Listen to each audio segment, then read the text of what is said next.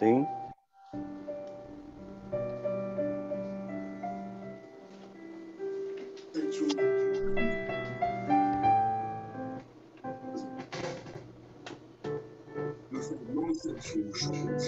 Mãe, compartilha a tela, acho que é melhor. É só a música. Agora dá pra ver.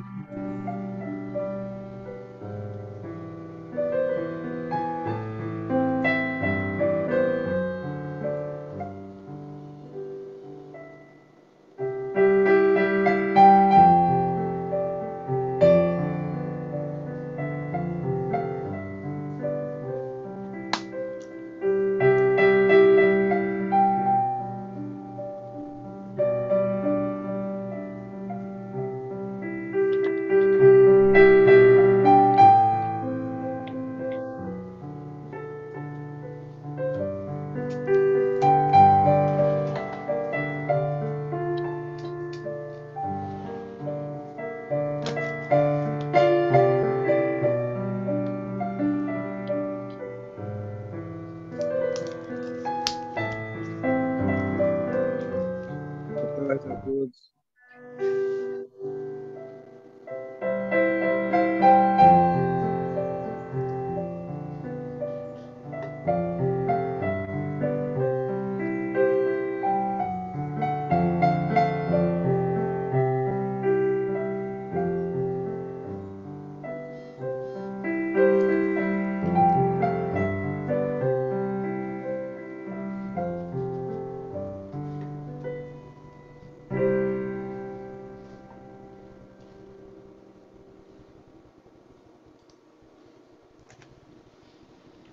Gostaram?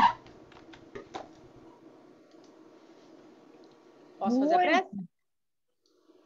Eu vou ler uma página rapidinho. Ah, pensei que já era música, tá bom. Não, a música foi só para vocês ouvirem. Vocês gostaram?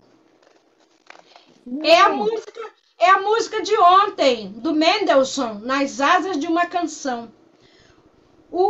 A página que eu escolhi está no livro Candeias da Noite Escura, por João Marcos, que é o pseudônimo do Hermínio Correia de Miranda. E o nome da página é Carta a uma Mãe Católica. Querida mamãe, esta carta contém uma terrível confissão. Tornei-me espírita. Chamo-lhe confissão porque expressa a minha convicção mais íntima, profunda, meditada e sofrida. Chamo-lhe terrível porque sei o quanto vai feri-la. Conhecendo como conheço a sua inabalável fé católica, sei que para a senhora é como se perdesse um filho amado que se precipitou irremediavelmente nas chamas do inferno. De modo, mãe, que respeito sua fé. A senhora sabe que o homem é essencialmente espírito e de lá, de onde vem, ele traz a intuição de Deus, trazendo no fundo do ser uma fagulha emanada do seu Criador. Como pode ele subsistir sem Deus e passar pela vida indiferente, sem a crença naquele que o criou e o conduz?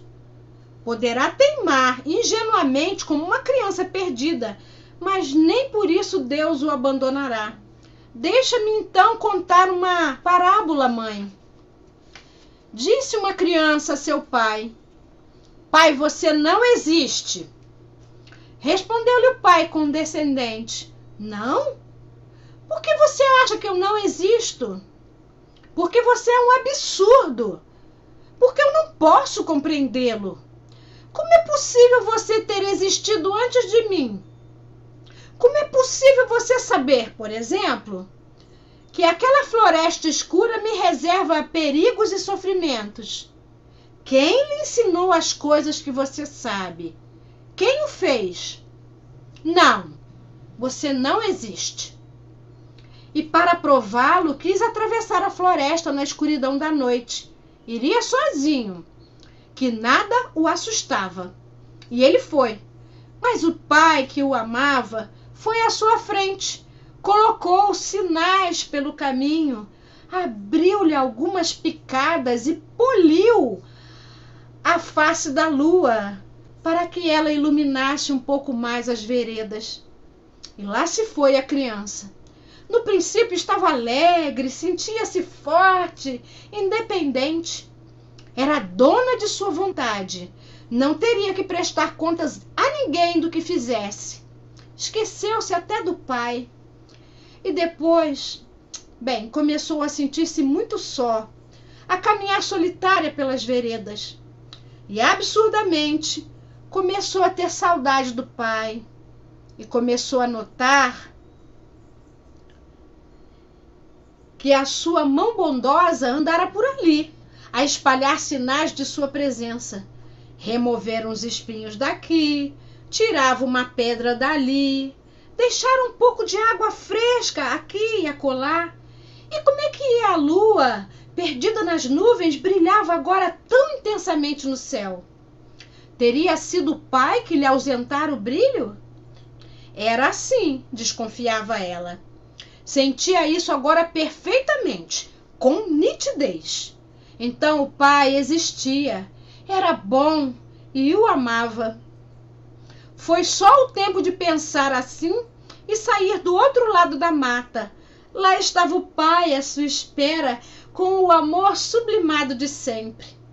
A criança caiu aos seus pés, beijando-lhe as mãos, lamentando o tempo que perdera na mata escura, extraviada, sofrendo inutilmente para provar a si mesmo que seu pai não existira.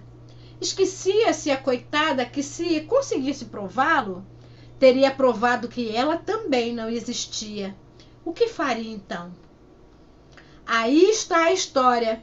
Aqui estou eu, humildemente aos pés do pai, sempre que posso, em cada momento da minha vida, para agradecer-lhe as bênçãos incontáveis sobre mim tem derramado tão generosamente.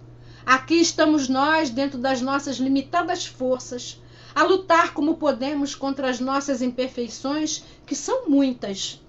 E muitos são os nossos erros, que são inumeráveis. Aqui estamos aos seus pés a lhe implorar que nos ajude, iluminando cada vez mais o nosso entendimento e os nossos caminhos, nos inspirando nos pensamentos e atos nobres, fortalecendo-nos a prática da caridade.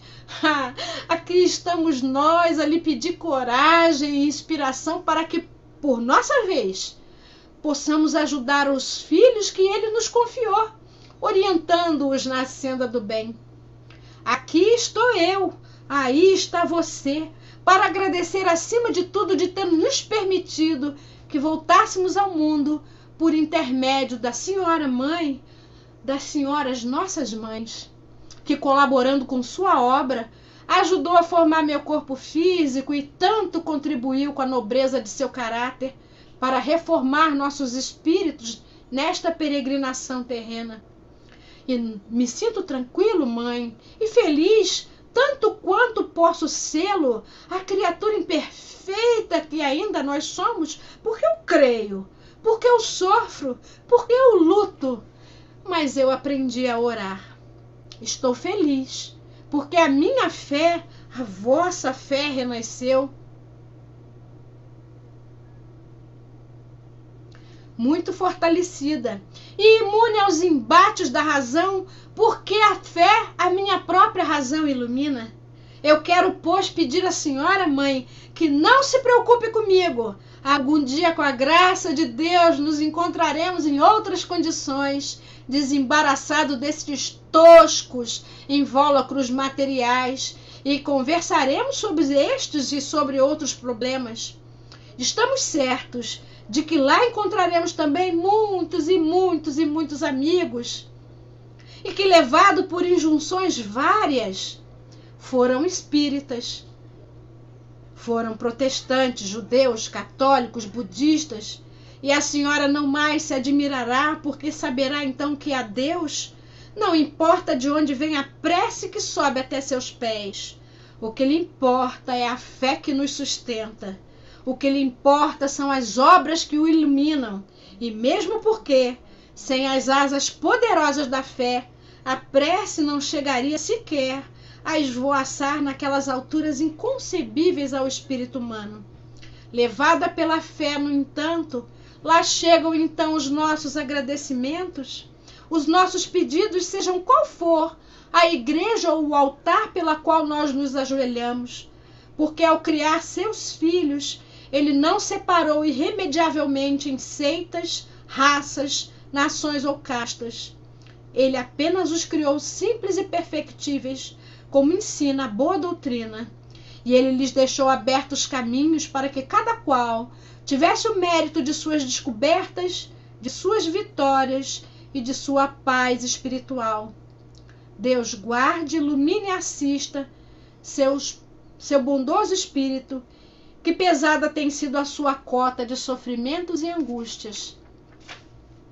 Abençoe em nome do Senhor o seu filho na carne, irmão e espírito, João Hermínio Correia de Miranda. E como ele falou tanto em prece, nós vamos ouvir a prece dessa mãezinha querida, que é a Tati.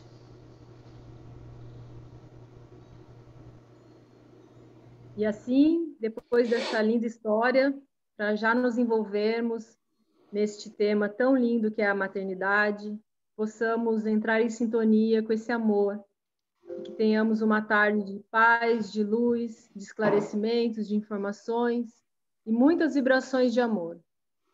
Que a espiritualidade nos abrace, que a Marisa e o Eunápio sejam intuídos, sejam ajudados e que possam fazer o trabalho da melhor maneira possível.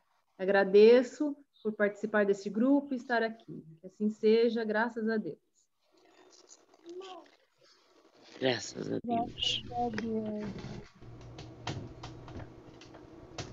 Eunápio, é com você. Oi, sou eu. Ah, Você? sou eu. Ih, mesmo. Olha só. Boa tarde, pessoal. Tudo bem com vocês? Tudo na paz. Está um frio, eu não sei por aí, mas aqui está um frio gostoso aqui na freguesia, está ótimo. Né? Não sei por aí. Já tomei alguns cafés, alguns chocolates quentes, estou esperando uns bolozinhos, né, para esquentar as tripas, como dizem. Eu vou confessar para vocês, acho que isso vai ficar entre a gente, certamente, né? Que no hall, digamos assim, na lista das minhas prioridades da vida, eu confesso que ser pai não estava lá no primeiro lugar. Não estava. Em hipótese alguma. Eu queria fazer tantas coisas outras antes de ser pai. E aí, como não estava na lista, né? A vida é muito engraçada, né? A vida me fez encontrar uma pessoa em que eu acho que lá dentro, no inconsciente dela, certamente uma das prioridades que ela queria era ser mãe. E aí, como é que vai combinar esse negócio? Me fala. Como é que combina esse negócio? São as coisas da vida que a gente às vezes não consegue explicar, né? A minha prioridade não era ser pai. Uma das prioridades, mesmo que inconsciente, da minha esposa era ser mãe, né? E aí a vida se fez, né? Os caminhos dos 10 caminhos que a gente anda, né? Começaram a apontar nos horizontes, né? Compartilhado por nós dois, e eis que hoje eu sou pai. E aquela lista que eu tinha feito, né, com alguns itens prioritários para mim, eu já nem sei mais onde é que eu pus, eu nem sei mais onde é que está essa lista, não sei nem mais a ordem, né? Eu só sei que hoje eu sou pai de 2 pequenas, que para mim vai ser eternamente pequena, né? Pequena no cuidado, mas não na responsabilidade. Isso é bem. E esse discernimento eu agradeço muito à doutrina espírita, né? Aos livros espíritas que eu li. Porque eu via meu pai com cuidado comigo, né? E com as minhas irmãs, né? Muito interessante. Só que ele sempre pontuava isso para mim, né? Da importância da responsabilidade, da importância de nós fazermos, né, a nossa vida, independente daquilo que foi deixado ou daquilo que você pode ganhar ou não, você tem que sempre trabalhar com o obscuro, digamos assim, né? Com os dados possíveis, né? E com as probabilidades, né? Então, você sempre tem que estar preparado para alguma coisa. Prevenir, né? A prevenção é melhor do que o remédio, né? Então, prevenir, né? E é um cuidado que ele tinha conosco, né? E são informações que ele passava. E aí, eu me lembrando aqui de folhear os nossos livros, né? Tem uma seguinte resposta que eu acho fenomenal e que inconsciente era o que meu pai falava para mim. Papai não era espírita, né? Na realidade, nem minha mãe era um pouco católica, mas eu acho que os ensinamentos, né? A filosofia espírita permeava toda a nossa família. Eu já falei isso aqui um dia desse, né? A família do meu pai, né? Permeava as informações das reencarnações, né? Da pluralidade das existências, dos mundos habitados. Essas informações permeavam todos nós, né? Toda a família da minha avó, né? Principalmente alguns irmãos, né? Alguns tios meus e meu pai, principalmente, tinha essa sensibilidade, digamos assim. Você nunca ter sentado, estudado nada de doutrina espírita, nada disso. Mas eu acho isso muito interessante. E aí vem uma informação que ele trouxe, sabe lá Deus de onde, né, que eu vou ler para vocês, que eu achei fascinante. É sem dúvida uma missão e, ao mesmo tempo, um dever muito grande, que obriga, mais que o homem pensa, sua responsabilidade diante do futuro.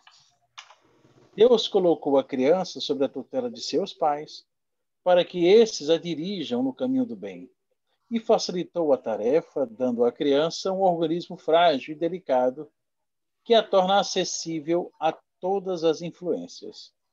Isso aqui é complicado, tá? A todas as influências. Pois enfim.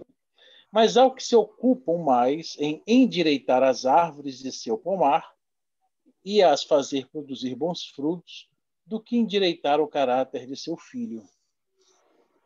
Se na vida futura que recairão sobre eles, se esse fracassa por erro deles, carregarão a pena e os sofrimentos do filho na vida futura, que recairão sobre eles, porque não fizeram o que deles dependiam para seu adiantamento no caminho do bem. Isso aqui é a pergunta 582 do Livro dos Espíritos, que ele faz. Pode a paternidade ser considerada uma missão? Isso é interessante, endireitar os filhos, né? Tentar ajudar os filhos. A gente sempre tem a ideia de paternidade como se fosse uma ideia antiquada e retrógrada de que fôssemos os donos. O pai é aquela figura dono da casa, né? Até juridicamente no Brasil, a partir de 1921, se não me falha a memória, né, e agora do último Código Civil, esta figura central de pai, ela foi dando lugar a mais a maternidade e aos filhos. Essa figura, digamos assim, de pai imperador, né? De ele como provedor 100% do lar, né? Essas ideias elas foram dando margem, né, aos novos pensamentos, aos novos ares da modernidade. Mas talvez esta figura paterna que todos nós temos no inconsciente coletivo, ela certamente está errada, né? E a doutrina espírita, tanto a doutrina quanto as obras psicológicas e filosóficas da Joana, né, do Hamed, a outra que eu gosto bastante, né, eles deixam claro a necessidade desse pai, né, no meu caso especificamente, tentar retirar essa casca, né, essa couraça que existe de 110% de responsabilidade de um lar, né, de ser autoritário, de ser rígido, de ser imperador, para ser um pouco mais emotivo, mais sensível, mas sem se deixar levar, digamos assim, pela tolice, né, de passar a mão o tempo todo na cabeça, de ser irresponsável, isso, tentar temperar essa relação, né? tentar chegar um pouco mais à maternidade, da mesma forma que a maternidade está tentando chegar um pouco mais à paternidade, né? E para que esse equilíbrio na individualidade do ser, ele comece, né, a ficar mais célere, digamos assim, esse processo de equilíbrio, né? Até porque, quando estamos no processo de evolução, sabemos que esse é o fim, né? Tanto do espírito, né? Deixa eu dividir didaticamente assim, né? 50% da sua individualidade como maternidade, 50% como uma figura paterna, né? Então, falar para vocês sobre paternidade, para mim, né, é bem interessante, até porque é um assunto que eu domino muito pouco. Eu domino só há 13 anos, né? Mas eu tenho, dentro da percepção dos meus pais, da minha família, né, que esta ideia que todos temos, né, a cultura humana tem desse patriarcado, desse pai imperador, senhor, né, de filhos e esposa, né, eu tenho como exemplo dentro da minha casa que isso está completamente equivocado e errado. E a doutrina ela vem reforçar sobre isso, né, da necessidade do pai e da mãe de juntos andarem, né, no processo de educação dessas crianças, né, e no processo de instrução também delas, né, andar de forma junto, instruindo e educando os filhos. E se filhos não tiverem, né, enfim, que os dois, né, que os dois possam fazer esta figura da maternidade e da paternidade para quem possa orbitar o lar dessas duas pessoas. Porque pai não é apenas aquele que tem filhos, né, nem apenas o que cria, o que faz. Enfim, a paternidade está distribuída em várias figuras, em várias formas de figuras.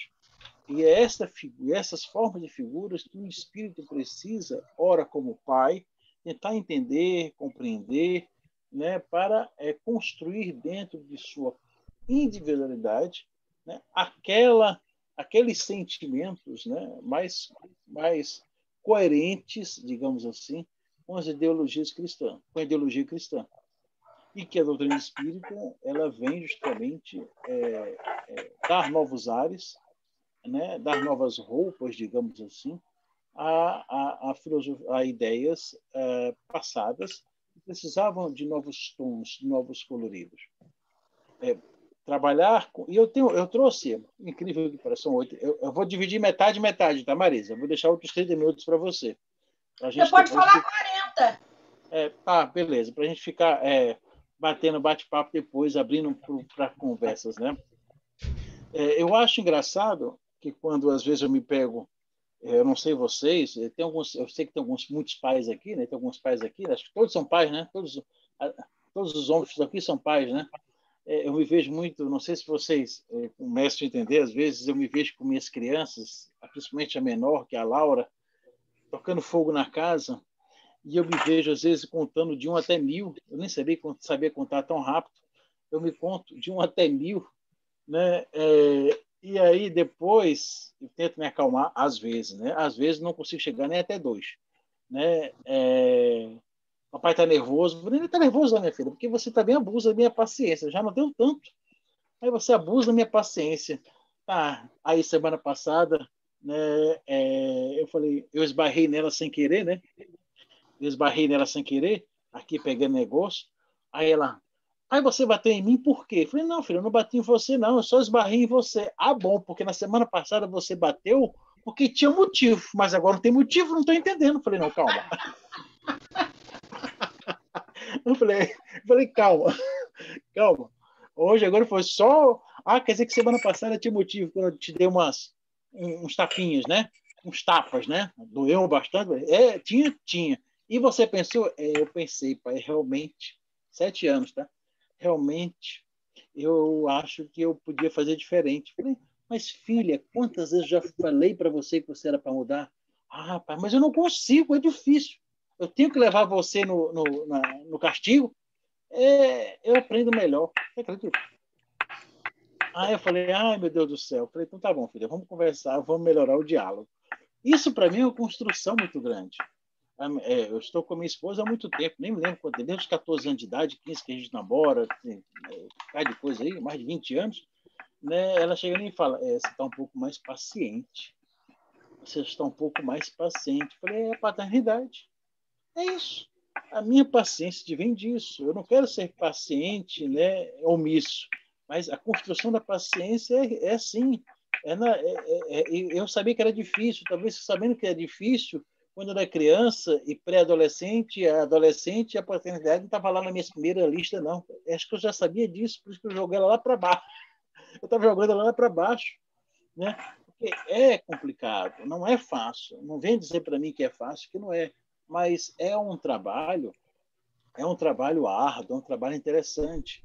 É um trabalho para que lá no futuro, mesmo sabendo que os nossos filhos não são nossos, né? Nossos filhos são da vida, são de Deus, como já nos fala muito bem Khalil Gibran, né? No livro Profeta, mesmo assim, é um trabalho que a gente, às vezes, o que leva são não apenas experiências, lembranças e sentimentos, né? E o pai, ele precisa ter essa sensibilidade, né? Ele precisa desconstruir esta imagem urgente, né? De que ele é o imperador, ele é o rei da casa. Esta imagem que o patriarcado, durante milênios, foi construído sobre a ideia matriarcal.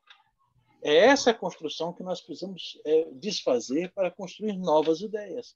De um homem mais sensível, de um pai mais amoroso, de um pai mais compreensível, mais tolerante, não menos responsável, né? Que ele precisa cobrar dos seus filhos, cobrar das suas crianças, dentro da determinada idade, daquilo que precisa ser cobrado, né? Porque senão fica um oba-oba, até porque nós somos responsáveis por eles. Somos responsáveis, né, pelo exemplo, acima de qualquer coisa. Somos responsáveis pelas palavras, né, pelos gestos, né, pela educação daquele ser. Por mais que saibamos que aquela criatura é uma individualidade própria, que ela já traz as informações possíveis, né? Traz todas as informações, traz as bagagens para essa existência, né? E nós precisamos lidar com isso diariamente, com um trabalho árduo. Volto a falar, não é fácil, mas se satisfaz quando você faz com consciência tranquila e quando você se torna, né, algo muito mais, isso mesmo, Cláudio, algo muito mais do que pai. Eu não sei se vocês vão me dar a paciência, eu trouxe, mas eu acho que vai ficar muito estendido. Eu trouxe um texto do Hermínio Miranda, olha só, que conexão. Nós não combinamos, hein, gente? Pensamento. Não, nem falo. Eu só falei contigo naquele dia no grupo, acho que foi quarta-feira ou quinta, né? Acho que foi quando? Acho que foi, você falou, não falei nada. Sei lá, um dia aí. É um texto de uns 2 páginas. Eu posso ler para vocês? À vontade. É um livro desse livro aqui, alguém conhece? Sim. Alguém tem esse livro? Eu tenho. Tem. Já leram? Muitas vezes. Eu já li esse livro várias vezes. Eu falo para você, eu adoro Hermínio Miranda. Eu também. Eu gosto muito dele. E vou finalizar meu bate-papo com vocês com esse pequeno texto. Preste atenção. Achei muito bonitinho. Ele fala no final do livro que é um diálogo que ele teve, imaginário. É um diálogo entre o escriba que vos fala, ele, o Hermínio Miranda, e o Pai Eterno. O cenário é o céu no ano de 1920, justamente no ano que ele reencarnou. Vamos lá.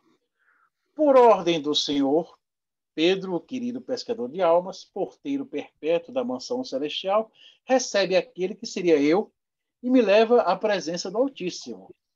Acho até que Ana Maria é uma das filhas dele, tá? Do Hermínio Miranda, é uma das filhas. Acho até que a Ana Maria estava por lá, escutando discretamente por trás de alguma nuvem diáfana, dado que ela reproduziu fielmente a momentosa conversa, num determinado momento da vida dos dois. Eis o que ela escreveu. E como vai você, meu filho? Muito bem, senhor. Melhor agora na sua presença. Que bom que você pensa assim. Mas te chamei aqui porque você sabe, né? Você pediu para voltar e resolvi que você vai descer dia 5. Dia 5 é lá na Terra, tem dia, hora, mês, essas coisas, né? Lá existe o tempo. Ah, sei. Bem, você vai se chamar Hermínio Miranda. E sua mãe, Helena, e seu pai, Reduzindo. O nome do pai era Reduzindo. Então, estão te esperando com muita ansiedade. Você vai ver o primeiro filho desse, você vai ser o primeiro filho desse casal, que está muito próximo do meu amor. Sim, senhor. Ah, seu plano de vida já está, como é de praxe, decidido seguindo sua prévia solicitação, hein? Mas, naturalmente, você terá o livre-arbítrio, ou seja, o direito de escolher outro plano de mudar. Sim, senhor. Você vai primeiro ser filho, depois vai ser afilhado, depois irmão, depois aluno. E aluno, senhor? É aluno, e tio, primo, funcionário, e assim por diante.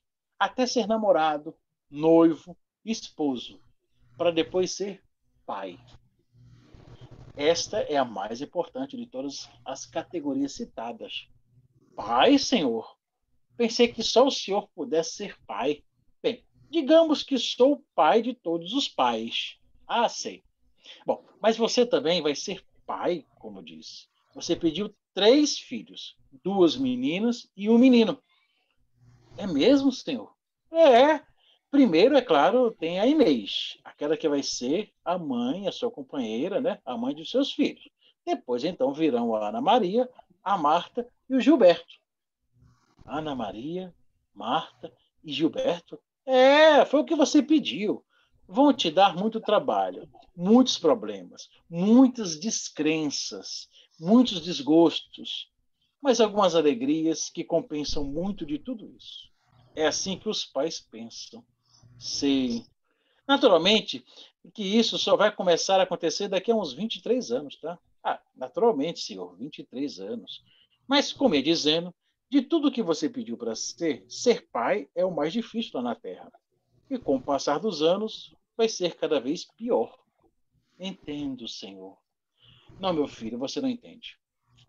Mas quando chegar a hora, você saberá o que fazer. Às vezes, até com muito sacrifício, renúncia, angústia e até revolta, mas com muita compreensão. Senhor, me parece difícil demais. Revolta e compreensão? É, realmente. Você quem sabe. Foi você que me pediu. Estou muito receoso, Senhor. Ser pai como o Senhor, não vou conseguir. Quem sabe? Daqui a muitos anos vamos nos encontrar de novo e assim retomaremos essa conversa. Sim, senhor. Mas vejo 2 envelopes em suas mãos. São para mim? Ah, já ia chegar lá. Vamos ver. Este aqui contém minhas instruções para a sua vida de pai. Aqui estão as soluções para todas as situações que vai enfrentar com Ana Maria, a Marta e o Gilberto. Aqui está o que lhes dizer, o que fazer, aconselhar, ensinar, repreender, incluir, tudo. Vou instalar essa instrução no computador do seu espírito. Computa o quê, senhor? Computador. Um dia você vai saber.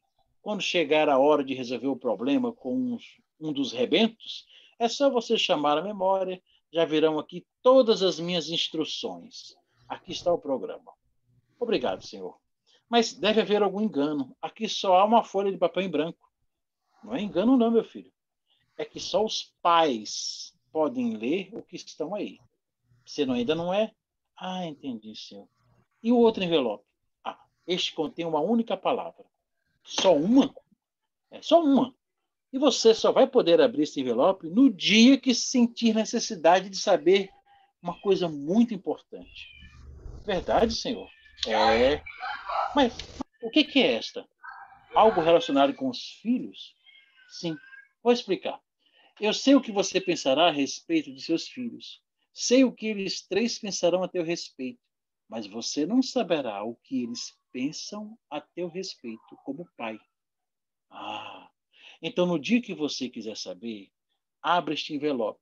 Se pelo menos um deles, 3, te chamar da palavra escrita aqui, nesta folha, você terá de se aproximar ainda mais de mim, como pai. Sim, senhor. Bem, chegou a hora.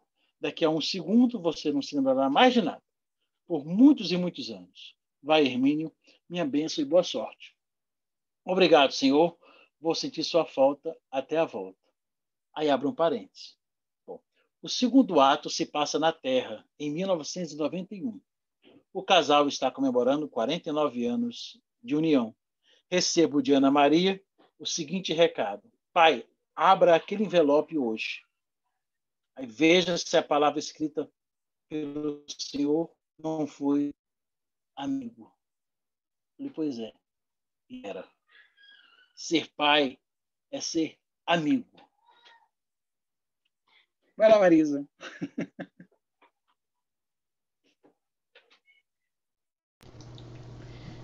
Nossa, Eunápio, olha, foi lindo, muito bom. E eu acho que tudo que você falou dá pano para manga para a gente conversar aqui. É uma pena eu ter que fazer alguma coisa depois de você. Eu gostaria muito de não fazer, porque o meu é muito longo e eu gostaria que a gente comentasse do Eunápio. O que vocês acham? Vocês concordam?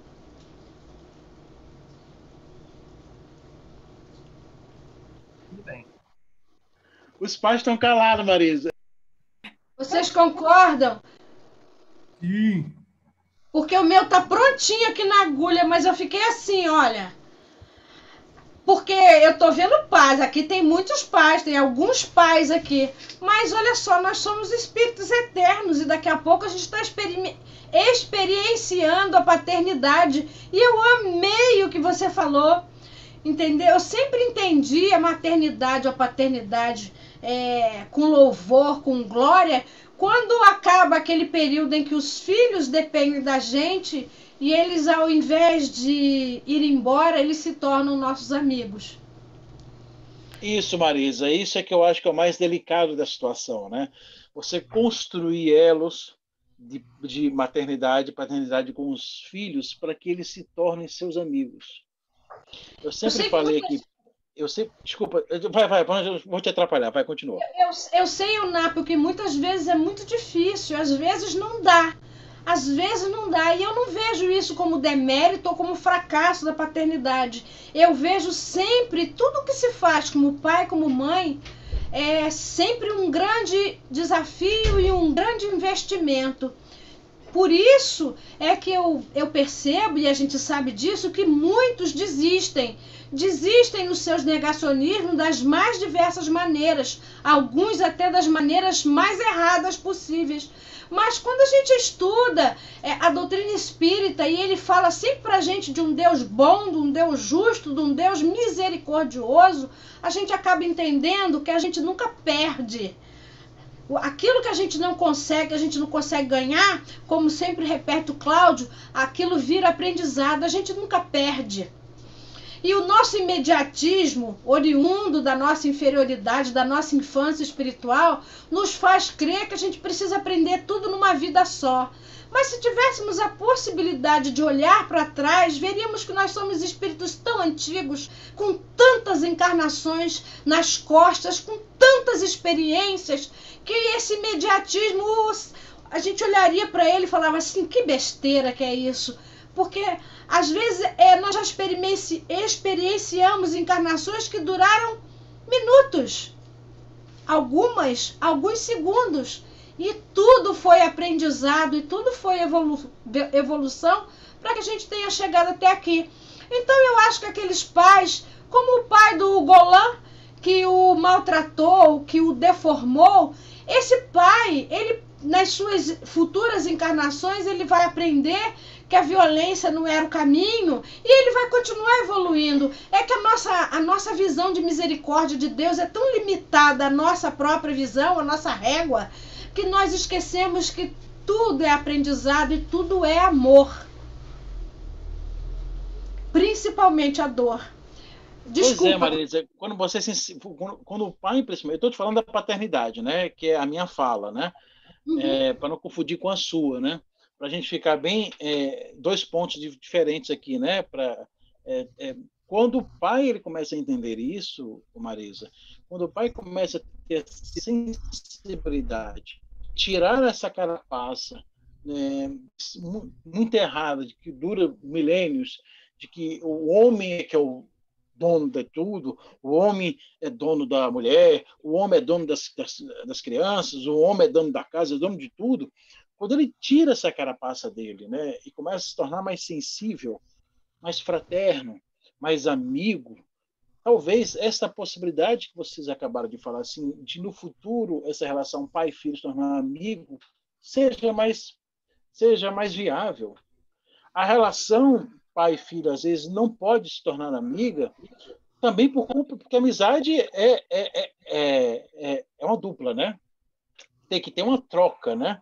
Às vezes você quer, mas o indivíduo não quer. Às vezes as crianças não querem, não entenderam diferente, ou pelo menos você não se expressou de forma correta durante a existência como pai, né? Então, isso é tudo uma construção e é viável. E quando isso começa a dar certo, né, as relações se tornam mais tranquilas. Olha só, como só uma pessoa falou, tudo bem, ok, você apresenta outro dia, eu vou apresentar meu trabalho, tá? Porque teve um silêncio constrangedor e o meu trabalho está pronto, tá, povo? Mas eu vou ter que compartilhar uma tela aqui com vocês. Deixa eu voltar para trás aqui. Tá todo mundo vendo? Não vai dar para terminar tudo hoje, porque é grande, mas a gente vai terminar aonde deve ser. Como me chamaram para falar da maternidade divina, eu tive que recorrer à divina mãe da humanidade, que é Maria de Nazaré. E a gente partiu do ponto de eis aqui a serva do Senhor, cumpra-se em mim segundo a tua palavra. A maternidade, gente, é luz divina na terra. E como nós estamos num planeta de provas e expiações, coube a mulher ser esse portal que possibilita e dá possibilidade da reencarnação. O que é a maternidade? Eles nos respondem que é o estado, a qualidade de ser mãe, laço de parentesco que liga a mãe aos filhos. O que é a maternidade de acordo com o Espiritismo? E o Espiritismo nos diz que é luz divina, que é o berço da grandeza humana, e a mulher, por isso mesmo, é o sacrário maternal, é a escola abençoada do sentimento, é a plenitude do coração feminino que norteia o progresso. E aí a gente pensa assim, que daqui a uns 500, 600, 700, talvez 1000 anos, nós não precisaremos mais, já no mundo de regeneração, nós não precisaremos mais do útero feminino para se trazer os espíritos ao mundo. Numa das perguntas que eu não consegui achar, mas quando eu achar eu vou trazer, perguntam isso para o Chico Xavier durante o Pinga Fogo e ele responde que Emmanuel nos diz que haverá um tempo, aproximadamente daqui a 500, 400, 450 anos, ele foi específico, não precisaremos mais do ventre materno para que os espíritos venham reencarnar.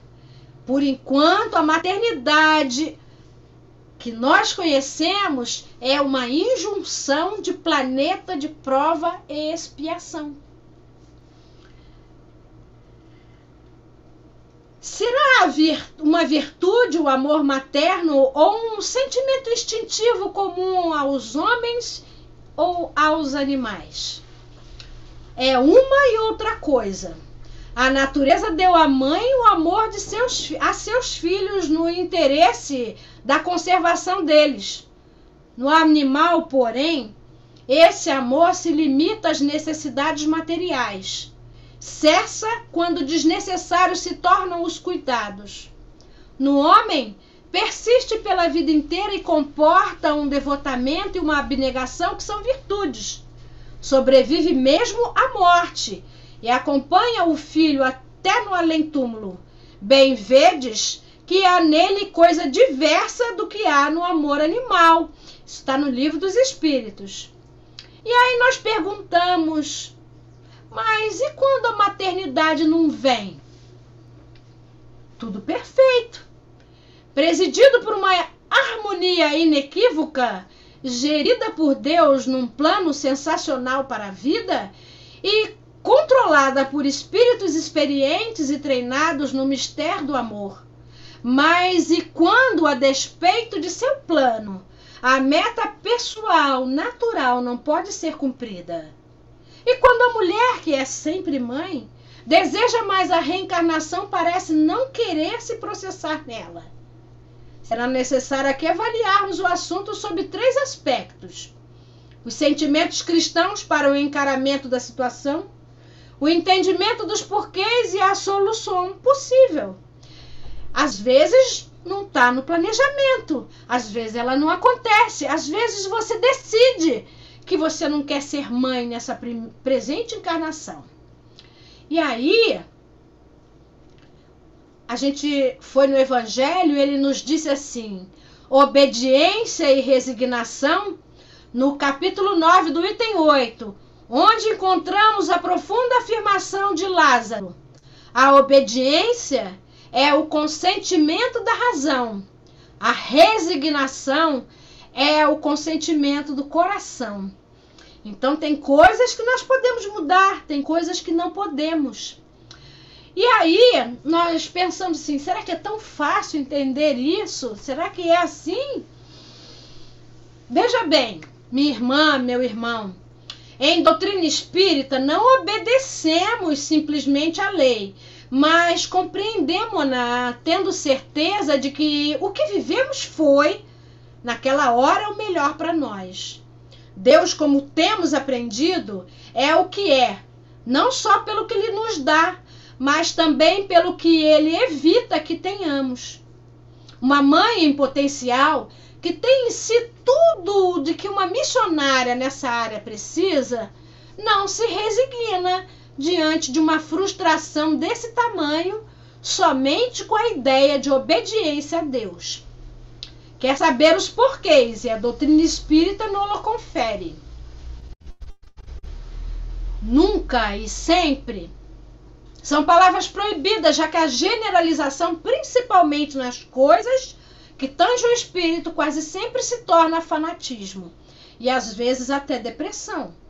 Mas não há como negar.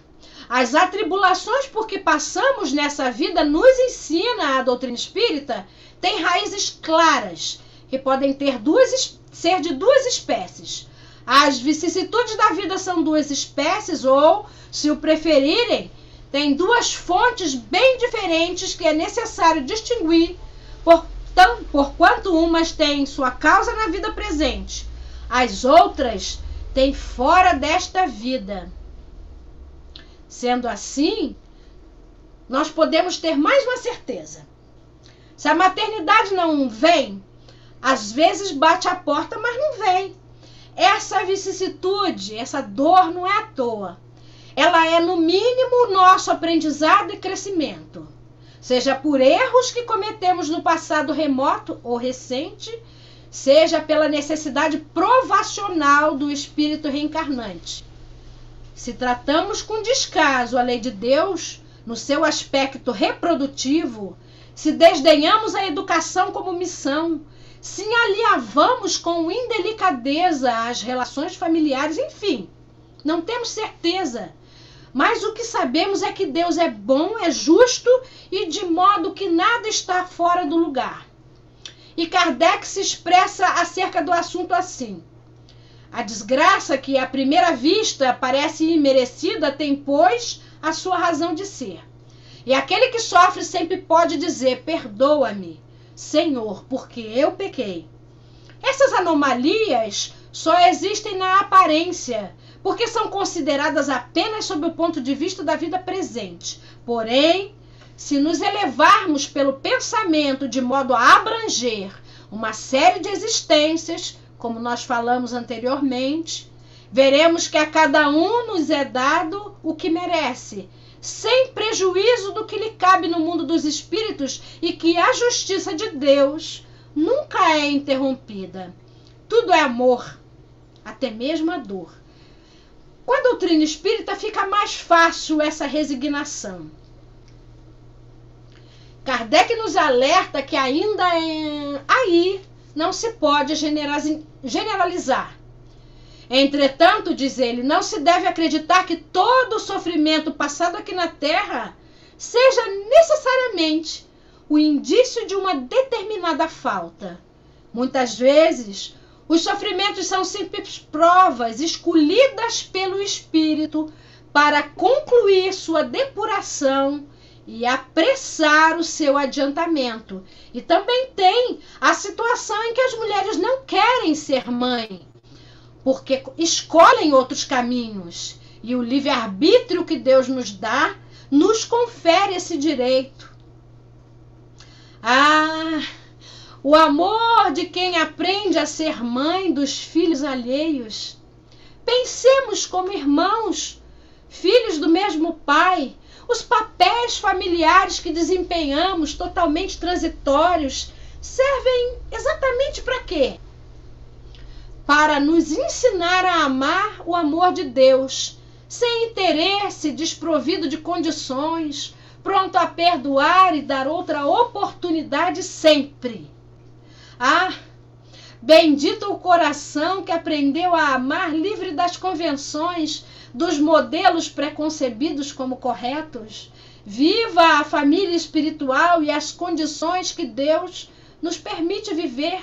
E aí temos vários modelos de maternidade. Maternidade sem ser aquela que nasce do ventre, maternidade sem ser aquela que nasce da adoção, maternidade dos filhos, dos sobrinhos, dos vizinhos, dos moradores em situações de rua, dos nossos alunos, dos nossos sobrinhos, a maternidade que às vezes exercemos pelos nossos irmãos. Tudo é amor. Que tipo de orientação o Espiritismo proporciona à mãe? Alerta sobre os riscos de negligenciar sua verdadeira missão como genitora e protetora de seus rebentos. A maternidade é uma dádiva. Ajudar um pequenino a desenvolver-se e a descobrir-se, tornando-se um adulto digno, é responsabilidade que Deus confere ao coração da mulher que se transforma em mãe. E já vimos anteriormente, mãe é toda aquela que cuida e educa. E existem aquelas que escolheram não fazer isso, ou existem aquelas que se negaram entre a revolta e as suas injunções de ser ainda um espírito inferior num planeta de provas e expiações. A gente queria dizer que a misericórdia é infinita e tudo é amor. Que deve fazer a mãe terrestre para cumprir evangelicamente os seus deveres, conduzindo os filhos para o bem e para a verdade? A pergunta 189 de O Consolador diz assim: deve ter em mente que os filhos por ela gerados, ou aqueles do seu coração, são antes filhos de Deus, que a missão materna resume-se em dar sempre o amor de Deus, que pôs no coração das mães a sagrada essência da vida. É o coração feminino esse portal do amor de Deus. É este coração que está até desenhado aqui no nosso país, que é a pátria do Evangelho, o coração do mundo. A pátria onde as mães dos ugolãs, os algozes dos ugolãs, vieram aqui para resgatar os seus débitos e a aprender definitivamente a amar. Ele diz que deve fazer a mãe terrestre para cumprir esses deveres, conduzindo os filhos para o bem e para a verdade. Eu repeti, desculpa. A maternidade, isso é uma poesia. Vemos em cada manifestação da vida determinada meta de desenvolvimento, qual o anseio do próprio Deus a concretizar-se. Na criação, o clímax da grandeza. Na caridade, o vértice da virtude. Na paz, a culminância da luta. No êxito, a exaltação do ideal. Nos filhos, a essência do amor. No lar, a glória da união. De igual modo, a maternidade é plenitude do coração feminino que norteia o progresso. Concepção, gravidez, parto, devoção afetiva representam estações difíceis, belas, de um sentimento, de um ministério sempre divino. Láurea celeste na mulher de todas as condições e define irrevogável recurso à existência humana, reclamando sempre paciência, carinho, renúncia e entendimento. Maternidade esperada, maternidade imprevista, maternidade aceita, maternidade hostilizada, maternidade socorrida, maternidade desamparada. Tudo é amor e tudo é injunção da condição do nosso orbe. Misto de júbilo e sentimento e sofrimento, missão e prova. Maternidade em qualquer parte traduz intercâmbio de amor incomensurável, que desponta sublime e sempre novo o ensejo de burilamento das almas na ascensão dos destinos, principais responsáveis por semelhante concessão da bondade infinita. As mães guardam as chaves do controle do mundo. E a gente se pergunta: ó meu Deus, dai-me coragem, força, sabedoria e discernimento para que as chaves do controle do mundo sejam chaves divinas. Nos ajude, Senhor. Mães de sábios, mães de idiotas, mães felizes, mães desditosas, mães jovens, mães experientes, mães sadias, mães enfermas. Ao filtro do amor que lhes verte do seio, deve o plano terrestre o despovoamento dos círculos inferiores da vida espiritual, para que o reino de Deus se erga entre as criaturas. A maternidade é o portal do amor de Deus para verter luz nas escabrosidades da inferioridade humana. Mães da terra, mães anônimas, sois vossos eleitos, sois vasos eleitos para a luz da reencarnação.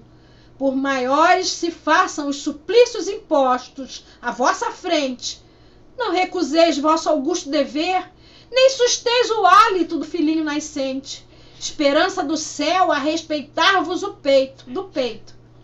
Não surge o berço de vosso coração por acaso, e se ainda assim não entenderes, minha irmã, meu irmão, a misericórdia de Deus é infinita e tudo é amor. Mantende-vos assim vigilantes e abnegadas na certeza de que se muitas vezes cipoais e espinheiros são a vossa herança transitória entre os homens, todas vós sereis amparadas e sustentadas pela bênção do amor eterno, sempre que marchardes fiéis à excelsa paternidade da providência divina. Pelo Espírito André Luiz, por Francisco Cândido Xavier, o Espírito da Verdade por espíritos diversos. Mantende-vos assim vigilantes e abnegadas, na certeza de que os espinheiros são a vossa herança transitória entre os homens. Todas vós sereis amparadas pela bênção do amor eterno, sempre que marchardes fiéis à excelsa paternidade divina. Esta é a mãe, é a Nossa Senhora da Amazônia, o desenho que foi ganho por uma menina de 16 anos.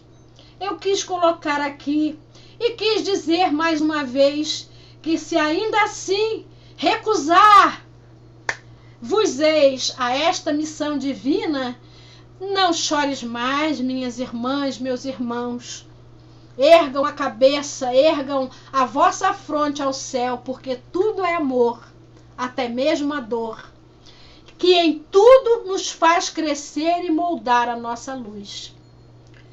E uma última palavra com a psicopictografia de Maria de Nazaré. Essa palavra é uma humilde palavra minha. Devemos sempre recordar que Deus é misericordioso, bom e justo. Se muitas vezes falhamos em nossa missão paterna e materna, a luz brilha dele por nós sempre. Somos eternos aprendizes do Pai, nunca perdemos.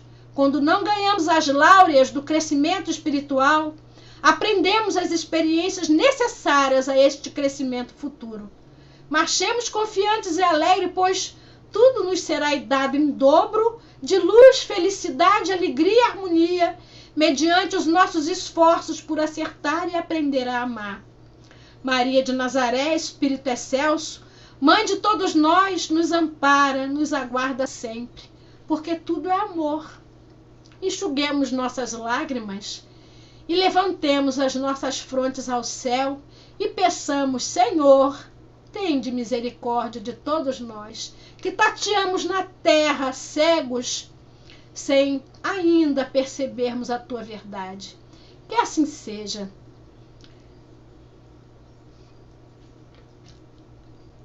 Acabei. Desculpa se eu demorei muito. Agora eu estou aberta a vocês, se alguém quiser falar alguma coisa.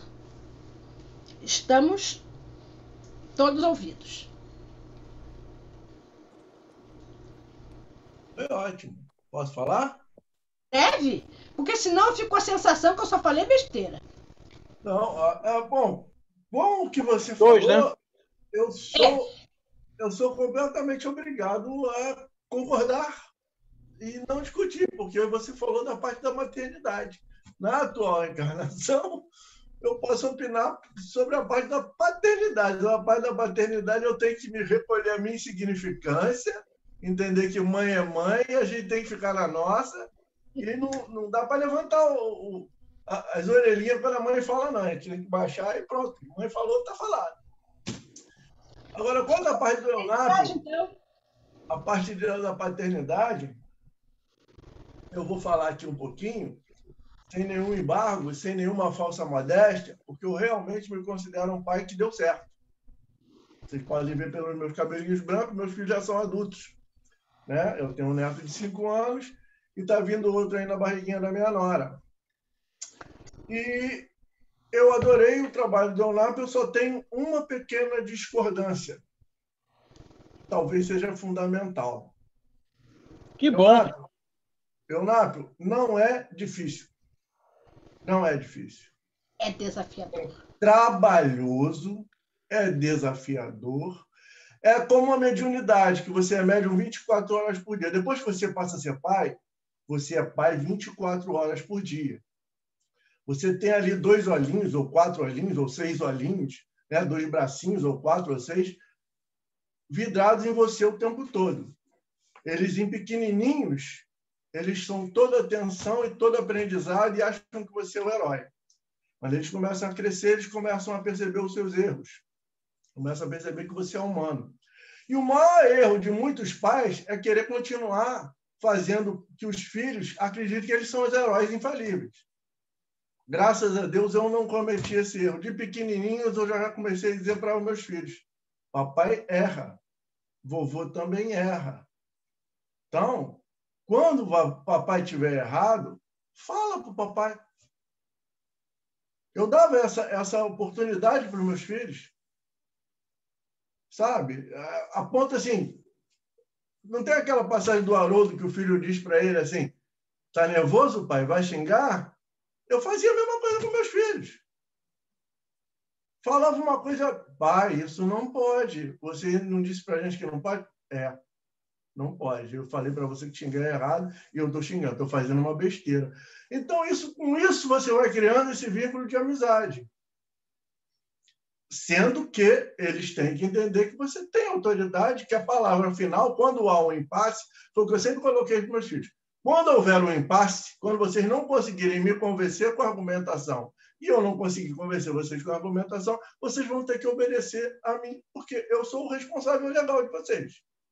E se eu deixar vocês fazerem o que querem e der ruim, como se diz hoje em dia, o responsável é seu. Então, vocês vão fazer do meu jeito. Mas vocês têm toda a liberdade de tentar me convencer. Então, para mim, aqui para o Marcos Heleno, ser pai foi muito fácil e muito prazeroso. E é até hoje. Agora, continua sendo trabalhoso. Agora, eu digo assim, dei certo. Como é que você sabe que deu certo? Eu dei certo porque eu vejo isso nos meus filhos, na fala deles, nos olhares deles, na preocupação deles para comigo. Hoje em dia, quando meu filho sabe que eu estou fazendo alguma coisa, que eu estou num lugar mais alto, aqui ele fica desesperado. Eu digo, né? Eu tive que ver você saltar de parapente e não pude me desesperar. Eu só deixei saltar de parapente. Eu não deixei. Mas enquanto você for menor, você não salta. Enquanto eu tiver que assinalar, você não salta. Quando ele se tornou adulto, depois, acho que de 21, que ele saltou, ele gravou e depois veio me mostrar o salto. Falei, tá bom, né? Agora você pode matar o pai do coração. Mas agora, quando ele me vê pendurado no telhado, soltando ferro lá em cima, ele fica desesperado. Aí eu tive que ver você soltar de parapente e você não pode me ver soldando no telhado? Mas é a partir disso que eu estou falando, da preocupação dos filhos adultos com você, do que você nota, do que eles aprenderam contigo, que eles estão passando para os netos, é que você nota que deu certo. Ou seja, meu pai notava isso em mim. O que eu aprendi com ele, que eu estava passando para meus filhos. Meus filhos hoje fazem isso comigo. Além do que eu tenho alguns sobrinhos primos, ou seja, eles são primos e filhos de primas, mas me chamam de tio porque foram criados como se fossem meus sobrinhos, que dizem que eu sou pai. Pô, você é pai. Não, eu vou ensinar meu filho a chamar você de avô, porque os que perderam o pai cedo, você para mim foi um pai. Os sobrinhos da minha esposa dizem para mim às vezes, tio, você é mais meu tio do que os tios de sangue, aprendi mais com você do que com eles. Homem já adulto, outro dia eu chorei aqui, quando um veio aqui falar que foi promovido no trabalho, na corporação, e que se espelhou em mim o tempo todo para fazer tudo que ele estava fazendo. Então, ele veio me agradecer.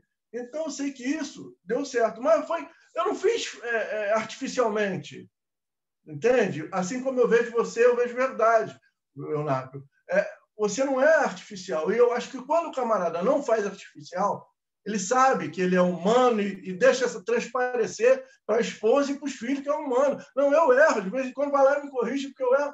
Eles crescem com um respeito a você, com uma gratidão por isso tudo, por esse ensinamento, que é o respeito que eu tenho pelo meu pai até hoje. E aí se torna amigo. E aí se torna teu conselheiro e também teu confidente e vem pegar conselho com você. Eu acho que tudo se resume aí. Na verdade, com que você passa as coisas que você tem que passar e no aprendizado que você traz deles. Porque eles te trazem muito aprendizado desde pequenininho, o tempo todo. Eu acho que eu falei demais, desculpa. Mas, Marcos, a ideia é justamente essa que você acabou de falar. Né? Quando nós pais, né? Agora licença as mães, quando nós pais, né, tiramos este uniforme, né, que de geração em geração vem passado, de que nós somos os super-heróis, nós somos os poderosos do local, nós somos o imperador de um lar. Esse fardo é pesado, né? Hã? Como é que é, Marisa? Esse fardo é pesado. Caraca, não tem condição. Quando a gente começa a se despir disso e mostrar que somos tão humanos quanto qualquer pessoa, e precisamos ser sensíveis também, precisamos sermos mais mães, digamos assim, né? Na sensibilidade, no cuidado, no abraço, no dengo, né? No aconchego, no chorar, no mostrar que tem defeitos, né? Sem querer ser o que não é, como você bem pontuou, né? Sendo realmente aquilo que você é, nu e cru, né? Talvez você mostre para os seus filhos e para a sua companheira, né? Ou para o seu companheiro, para a pessoa que está contigo ao lado, de que eu sou tão humano quanto vocês e preciso também de ajuda. E vamos compartilhando aqui os momentos. Por hora, eu sou seu pai, né? E como você bem pontuou, vamos dialogando, mas chega o limite que o diálogo tem que ter, porque aí vem a autoridade do mais velho, da autoridade da figura, que eu sou o seu pai, você tem que me obedecer nesse momento. Mas que você não concorde, porque a gente não queira delongar mais os argumentos, por enquanto você tem que obedecer, porque eu sou o seu pai, né? Como você bem pontuou. Né? Aí talvez, naquele momento, a criança pode ficar chateada, chora, esperneia, mas lá na frente ela vai entender, caraca, eu acho que ele tinha um pouco de razão. Né? Enfim, vai lá, Marisa. O Eunápio, assim como para os pais esse fardo, esse título de pai herói, pai é isso, é pesado, Para as mães também tem coisas muito pesadas, tipo, mãe pode tudo, mãe sabe tudo, mãe faz tudo. Meu Deus do céu, como é que foi difícil se livrar dessa alcunha de super. Ai, como é bom os meus filhos entenderem que eu não sou super.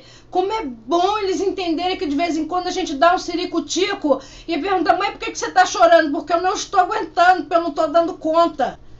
E é bom esse ciricutico porque nos dá humanidade.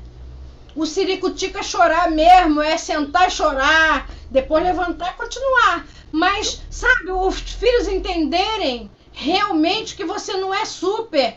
E você saber que você não é super e que você só consegue fazer uma coisa de cada vez, porque essa história de dizer que mulher faz 1000 coisas ao mesmo tempo é um saco. Entendeu? É polvo, né? Mulher é polvo, né? É desromantizar, né, Marisa? Eu ia falar isso quando a Eunap terminou, mas aí a sua fala é o que eu ia falar. É desromantizar a maternidade e a paternidade. Somos falíveis, né? Isso. Entendeu? E eu não sou super, não quero ser, entendeu? Até mesmo porque eu não tenho mais aquela cinturinha da Mulher Maravilha faz muito tempo, entendeu? Eu nunca tive. Pois é, né?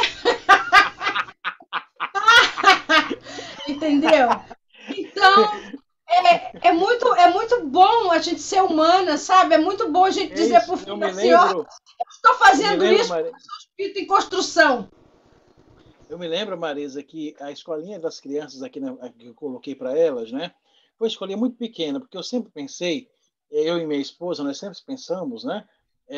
Que as primeiras séries das crianças, quanto menor o colégio, mais interessante. Porque as crianças em colégios grandes, maternalzinho, é mais um, né?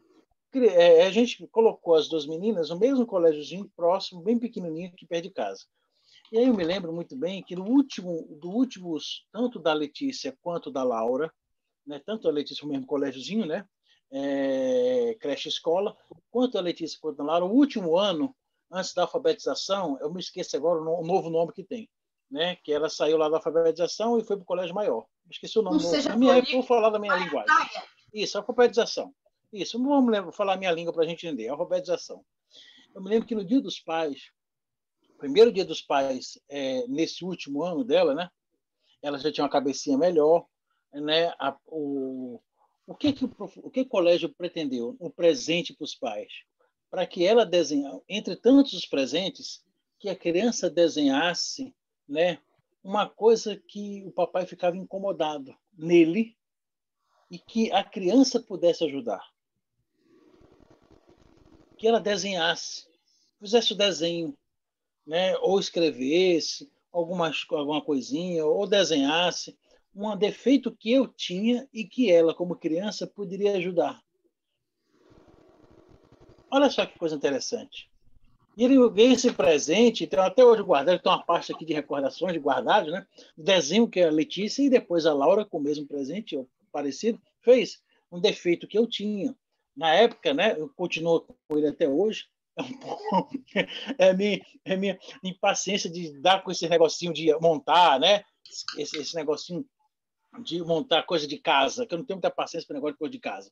Né? Aí ela me fez eu subir numa escada arrumando um armário. Né?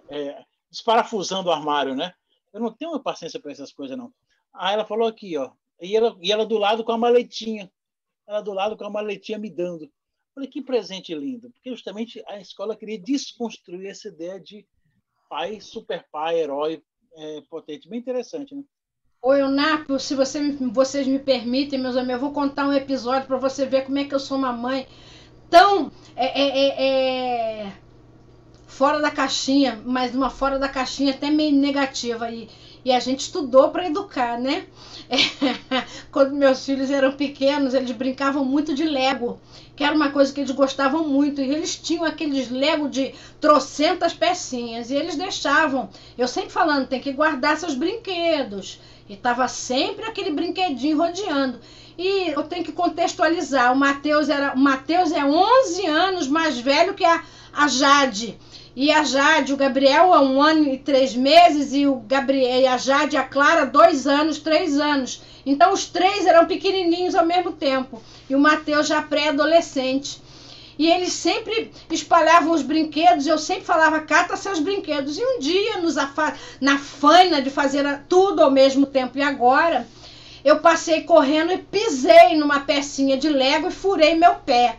Aí eu falei, hoje vocês vão aprender que precisam guardar seus brinquedos. Peguei todo o Lego, cheguei na janela e joguei tudo na rua. Tudo, joguei tudo na rua, tudinho. Mamãe, o que você está fazendo? Estou jogando tudo na rua, quem vai passar vai pegar. Se vocês gostam do que é de vocês e cuida, corre lá e pega.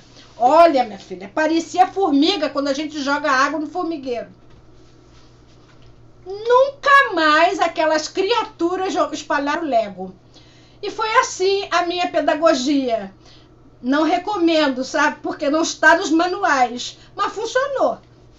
Mas você é muito educada, Marisa. Você pisou e pegou e falou tudo isso. Eu tinha pisado, falado 1000 palavrões, tá entendendo? E depois jogado o Lego fora. Aí o Gabriel, no outro dia o Gabriel estava aqui pensando, ele falou, minha mãe parecia uma ventania naquela hora, porque realmente eu parecia uma ventania, mas o Matheus pode ilustrar. Na verdade, minha mãe sempre esteve na iminência de jogar o Lego fora. Você tem vontade de recolhida, né, Matheus? Ela sempre queria, né? Implicava, né? Sempre esteve na iminência de jogar fora, mas, gente, realmente, paternidade é algo, como o Marco Celeno disse, não é difícil, é um trabalho, não é impossível, é um trabalho, um esforço constante, diário, entendeu? Eu não sou pai sanguíneo, mas sou pai de criação do João, e de uns 4 anos para cá é que nós começamos a morar juntos. Eu formei família com a Thaís de vez, né? E é um aprendizado diário. Eu ajudei a criar os meus irmãos, né? Meu pai trabalha embarcado por muitos anos. Sempre auxiliei minha mãe. Fui adolescente, cresci adolescente, entendeu? Tive os meus momentos de juventude, mas também tive os meus momentos de responsabilidade. Não jogaram tudo em cima de mim, mas sem bem... Olha a lema louca da minha mãe. E agora, tendo um adolescente dentro de casa, tem dias que a gente para. Eu, antes de entrar, eu rezo, falo assim, pelo amor de Deus, peço ao Senhor que me dê muita paciência, porque são muitas indagações e tem certos momentos que a gente se pega e não tem como dar resposta, então eu chego e faço igual minha mãe fazia comigo. Porque eu mandei. Porque é isso que está pronto. Entendeu? Porque não dá para indagar sempre, não dá para argumentar, tem que ficar explicando, tem certas coisas que é difícil você chegar. Até para minha mãe faz isso comigo, minha mãe é uma pessoa tão entendida, tão esclarecida, até muito mais do que eu. Estou crescendo ainda. Como dizia seu vovô Luiz, ainda estou cheirando a leite na fralda. Entendeu? E realmente, assim como ser médico, como ser espírita, ser pai e ser mãe é muito difícil. É um trabalho árduo, diuturno, né? É muito difícil. Mas desafiador, não é difícil. Então a gente não pode desistir do outro. Não dá para desistir nem de si mesmo, porque de vez em quando dá vontade de falar assim, peraí, para que eu quero descer, porque eu não estou aguentando. Mas se não tomar a rédea da sua vida, quem é que vai tomar? E se o outro tomar as rédeas da sua vida, você não vai poder reclamar depois. Se não estava do jeito que eu quero. Não pode reclamar. Não vai ter direito nenhum. Nenhum. É isso. Eu queria dar mais um pitaquinho. Peraí. É sim, Marco, mas deixa a Josi falar primeiro, que ela levantou a mãozinha aí. Josi. Legal.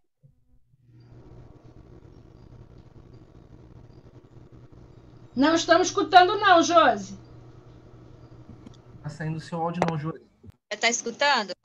Estamos, agora sim. Então, foi muito bom o trabalho de vocês, o Leonardo foi emocionante, né? Ele usou também de exemplos, né? Marisa, assim, usou também, foi muito didático também, né? Mostrando para a gente os pontos. E eu estava refletindo bastante na fala do Eunápio, quando ele fala da amizade, que eu fiquei pensando que é uma construção, como o Marco Celeno falou, que essa construção, às vezes a gente como pai, né, ou como mãe, acredita que quer que o filho seja amigo seria passar a mão na cabeça, e isso não faz, não constrói amizade entre pai e filho, né? E o que eles esperam da gente mesmo é apoio, é carinho, mas também é disciplina, é para isso que eles vêm, né? Para ser educado, e eles esperam isso da gente, né? Embora muitas das vezes, quando a gente faz isso, eles fazem uma cara fechada, né? Mas é exatamente daí que parte essa construção dessa amizade, né? E esses exemplos, assim, é bem bacana, né? Que está falando. E aí eu fiquei pensando, né? Que Marisa, quando falou que os filhos acham que a mãe sabe tudo, pode tudo, essa coisa toda. Aí eu fiquei pensando agora no meu pequeno, que para mim ele é uma escola, né? Ele veio para me ensinar. Aí, sabe aquela coisa quando a criança quer fazer aquelas artes, que a mãe parece que adivinha? Aí a gente fala assim, sem nem ter visto ainda, vamos parar aí com essa coisa aí, conserte isso aí. Ele disse, como é que tu sabe? Aí eu falei assim, mãe sabe tudo. Aí lá vem ele, não sabe não, mãe não sabe tudo não. Aí eu falei, sei sim, sei que você estava fazendo uma arte lá fora. Aí ele disse, tá bom, mãe sabe tudo? Quero ver. Aí eu fiquei, eita, lá vem a prova. Aí eu falei assim para ele, porque ele disse, qual é o meu picolé preferido? Eu digo, pronto, eu vejo ele gostando de muitos, e agora eu faço o quê? Aí eu falei assim, já sei de uva. Ele disse, não, de milho verde. Eu disse, meu Deus, nunca pensei que fosse de milho verde. Aí foi, eu disse, qual é a minha comida preferida? E eu falei, pizza. Não, peru. Aí eu falei, só como no Natal. Eu não aguento. Eu falei, gente, errei. Viu? Como mãe não sabe tudo, viu? Como mãe não sabe tudo. Então, quando você estava falando dessa coisa, né, que eles acreditam que mãe sabe tudo, eu estava pensando nessa nova geração que vem, né? E quando a gente, como pai, se não se atualizar, não dá certo. Porque essa coisa de dizer que mãe sabe tudo, pelo menos com o meu, não está funcionando, né? E ele é assim, bem, bem levado, né? E é isso, e uma coisa que eles também não aceitam, que eu percebi também, é injustiça, né? Pelo menos na vivência que eu tenho. Outra coisa, não sei se dá tempo, eu queria compartilhar com vocês uma coisa que eu fiz e depois eu tive que aceitar que ele estava certo. Imagina, uma mãe aceitar que o filho de 6 estava certo. Olha como para a gente isso ainda é bem complexo, né? Aí eu falei assim, a partir de... Foi no início do mês, a partir de 6 horas da noite, nada de eletrônico. Tipo assim, tá bom, nada de eletrônico. Só que o meu dia ontem foi muito corrido, entendeu? Não deu tempo eu ir ficar com ele na plataforma. Não deu tempo, né, para botar o desenho, o dever lá, tarará. Aí depois das 6 eu falei, Felipe, agora tá na hora de a gente fazer, né, de eu te ajudar no seu dever. Ele falou, aí ele ficou pensando, porque ele não gosta de fazer esse dever na plataforma, nem sonha, é uma luta diária, assim. Aí ele sentou lá, disse, espera que eu vou pegar um café e já volto. Quando ele chegou, ele disse, você não está sendo justa comigo, você está sendo injusta. Eu falei, Jesus, eu vou te ajudar a fazer o seu trabalho, como que eu estou sendo injusta? Ele falou, porque a partir das 6 horas da noite, lembra que nada de eletrônico, então porque o computador agora pode? Imagina. Então, quer dizer, não pode, entendeu? Então, o que acontece? Resumindo, ser pai é desafiador, ser pai você está se atualizando, ser mãe você está ali. Agora você precisa tomar cuidados com no que você fala, porque realmente eles vêm te mostrando que não é bem por aí, pode só dizer ter o título de mãe, né? Usar, digamos, o seu poder autoridade de mãe, de pai, eu acho que já não está dando mais. Claro que a autoridade de pai e mãe tem, sim. Quando a gente dizer não, que é uma coisa que é necessário, até porque eles não têm maturidade, sim. Mas eu falo no outro sentido, né, de autoridade abusiva, digamos assim. Né? Já não dá mais. Já não, é isso mesmo, não tem mais espaço, Josi, ó. É isso mesmo. É isso. Deixa eu só apontar um negócio rapidinho. Quando eu falo que é difícil, eu digo que é trabalhoso, que é árduo, tá? Não digo que é impossível, não, tá? É só para pontuar isso aí. É verdade. Alguém mais quer falar? Posso? Deve. Não, era o que eu queria pontuar antes, durante a fala do Eunápio, não me lembro como é que foi direito, agora, nessa última fala dele, antes da penúltima fala dele, falou dessa questão, né, da gente não querer ser aquele imperador, aquele herói, né, fabricado, né? E aí me ocorreu uma coisa que, em 2010, no primeiro período da Faculdade de Terapia Ocupacional, e numa aula lá, a professora fazendo um trabalho. Esqueci agora como é que é aquilo. Aquela faz um jogo de perguntas para as pessoas e tal, e ela perguntou essa questão de quem seria o herói e tal. E aí tinha só 3 alunos na sala, sim, feito eu, de idade mais avançada. O resto era só garotada. Então o pessoal me falando. Aí chegou a minha vez, eu falei, meu pai. Ela tomou um susto. Como é que um homem de 50 anos diz que o herói dele é o pai? Aí ela falou, não, mas isso é perigoso, né? Você ter um pai como herói. Pai. Então eu falei, não, meu pai é meu herói até hoje justamente porque ele não é super-herói. Ele é o herói de verdade, ele é o cara verdadeiro, ele é o cara que eu vi construir a vida dele com dificuldade, do meu lado, do lado da minha mãe. Então, ele é o meu exemplo. Para mim, ele é meu herói. O herói não é o exemplo? Então, para mim, ele é meu herói. Então, eu acho que nesse sentido, quando você abre caminho para você ser amigo dos seus filhos e não colega, né?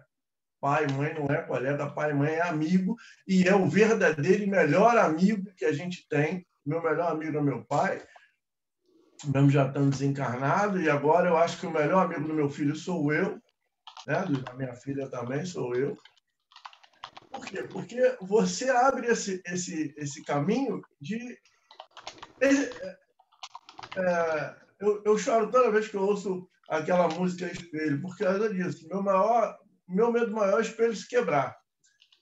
Sabe? Eu acho que eu fui construído não só por mim mesmo, mas por um cara que deu a vida dele para me construir. Ele mostrou o caminho todo bonitinho. Foi isso que eu tentei fazer com meus filhos a vida inteira. E eu acho que nisso é que faz você acabar se tornando o herói dos seus filhos. Mas o herói de verdade. Aquele que Porque é o seu exemplo. Meu exemplo é meu pai. Mesmo caso da mãe. Quando ela é uma mãe verdadeira, é uma mãe lutadora, é uma mãe batalhadora, é uma mãe que na hora que ela tem que botar de castigo, ela bota de castigo, é uma mãe que na hora que ela tem que dar o dengo, ela dá o dengo, e o pai vice-versa, a mesma coisa. Então, a gente se torna fã. Eu sou um fã número 1 incondicional da minha mãe e do meu pai. Teve hora que eles foram duros pra caramba, né?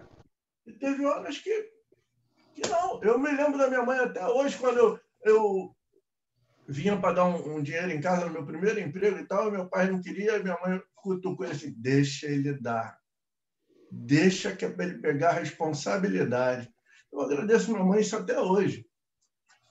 Eu entendi que eu não podia ser egoísta de pegar o meu salário só para mim, se eu estou naquela casa, eu estou trabalhando, eu estou comendo e morando naquela casa de graça. Então, eu comecei a todo mês pegava um dinheiro e ia lá. Aliás, eu não pegava dinheiro e ia lá e dava, não. Eu passava a pegar a conta de luz, e quando o papai procurava a conta de luz para pagar, já estava paga. E aí, nunca mais ele reclamou também que eu ficava muito tempo no chuveiro. E dava tudo a brisa, era isso. Oh, meu pai. Deixa eu contar um caso que houve. Como é que complicado é ser pai de gêmeos idênticos. Meu pai, uma vez, Não sei o que os garotos fizeram lá, que passou um perto dele, meu pai, puf, deu-lhe uma chinelada na bunda, aí ele, ai, pai, mas o que eu fiz? Aí o papai olhou para ele e disse assim, você não é o Claudinho? Não, eu sou o Carlinho, quer dizer, apanhou no lugar do outro. Aí o papai, agora já fui. Ai, mas isso aí eu nunca esqueci também. Ele deu uma palmada nele em consignação. Porque, na verdade, os dois eram tristes, levados pra caramba, não apanhou à toa. Tá muito certo. Bem, gente, nós já estamos em 17h36. Eu queria saber se alguém quer fazer mais algum comentário, alguma colocação. Cláudio tá aí, pode falar um pouquinho, se quiser. Simone é uma amiga querida que eu convidei, ela veio hoje, dá todo mundo... Oi, Simone! Tati, quer falar? Ou a Josi já falou? Bem rapidinho.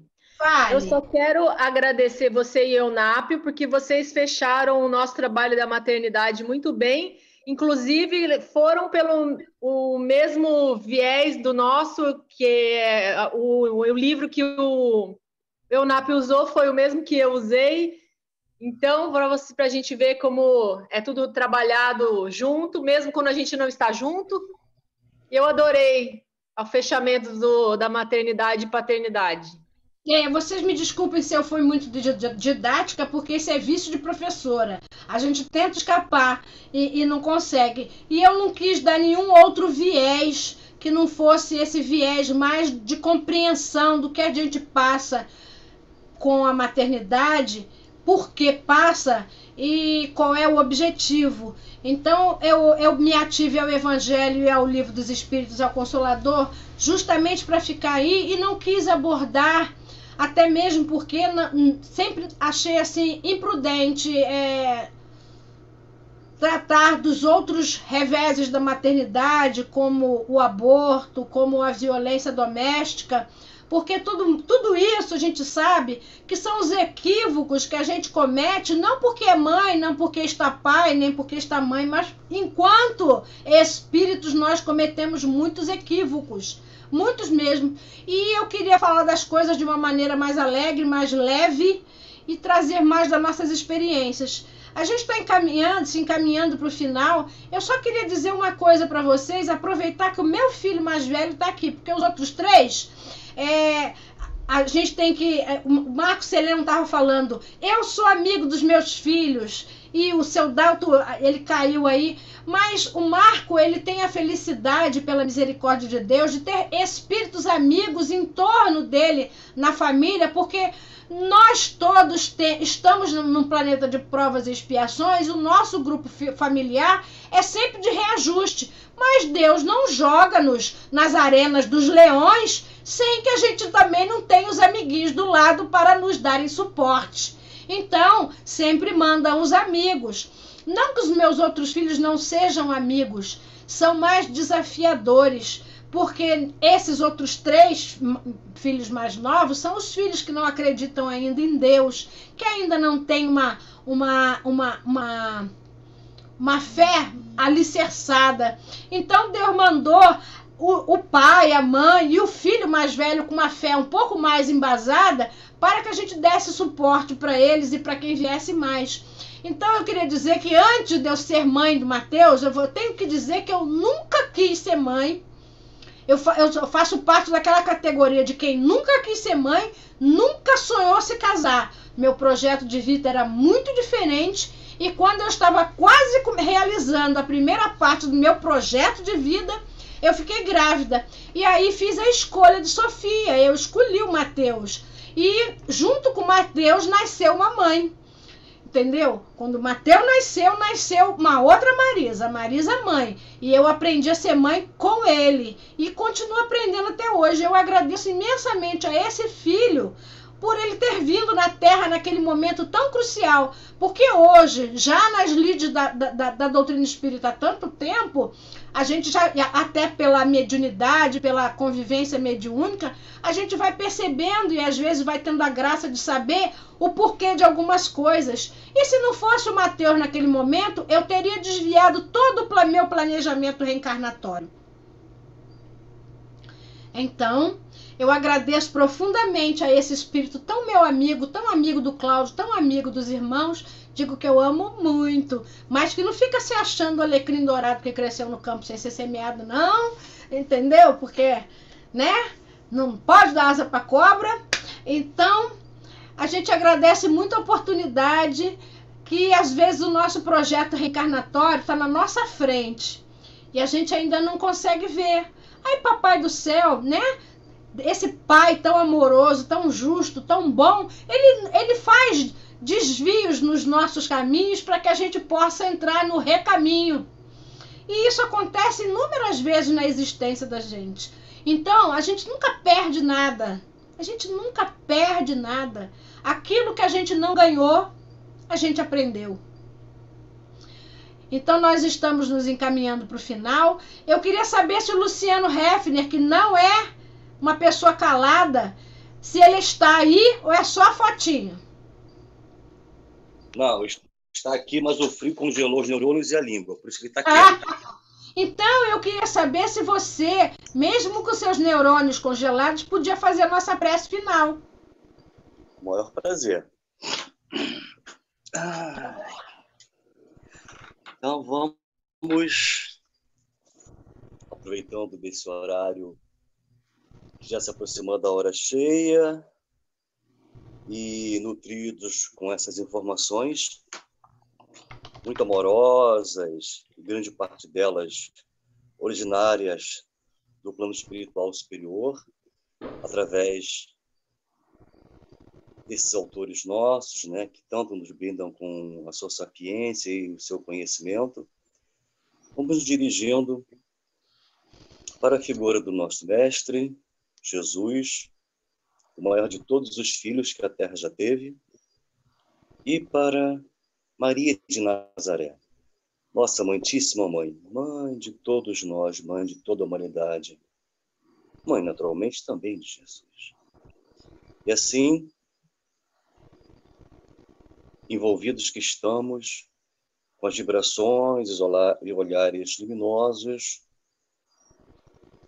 de filho e mãe, vamos nos envolvendo ainda mais pela ternura, pela beleza, pela candura, por esse profundo amor, que não é apenas 4 letrinhas, mas esse sentimento que gera uma vibração tão poderosa que une todos nós por esses laços familiares, fraternais, maternais e filiais, dessa grande família que somos todos nós, por ora consanguínea, e em breve uma grande família universal, onde pais e mães e filhos estarão todos na mesma condição consciente de irmãos.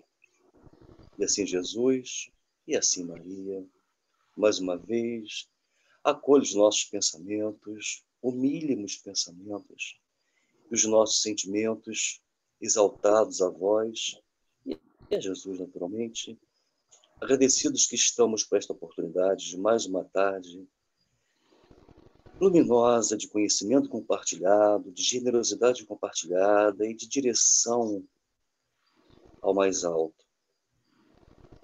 Luz e a Jesus. Assim, mais uma vez, estamos aqui mentalmente com nossos joelhos no chão, mas com corações exultantes, agradecidos pela oportunidade de estudarmos um pouco mais a doutrina espírita e quais as presenças luminosas de Maria e de Jesus. Que assim seja. Graças a Deus. Graças a Deus. Graças a Deus. Foi lindo, minha gente. Joga. Isa, olha aqui, Isa. Oi, Isa. Tudo bem, Isa? Eu estou te dando boa tarde. Feliz aniversário. Vamos cantar para